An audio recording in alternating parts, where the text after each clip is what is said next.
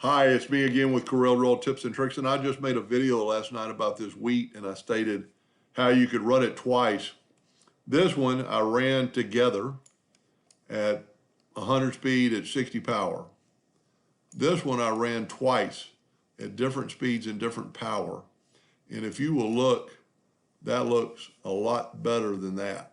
Even though the laser does distinguish between the blacks and the grays, it doesn't distinguish them that much when it's running all together. So I showed last night in that video, and I'm basically just doing this to show this gentleman. So if we click on the black and nudge it out of the way, and actually we want to, let's just get rid of this one. And then take this one and nudge it up and move this one back.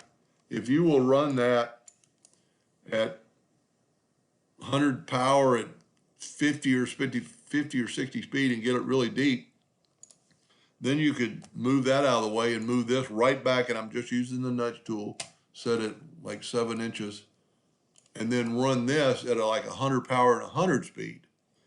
And the good thing about it, if it's not quite dark enough, you could run it again just lightly too. This was run at 100 power at 100 speed on the gray. And you can see it just barely touched the wood, where the black is run at 100 power at 60 speed. So it really ate in, but then there are still parts of the wood showing, the picture's terrible, that the laser didn't touch. That kind of gives it some detail.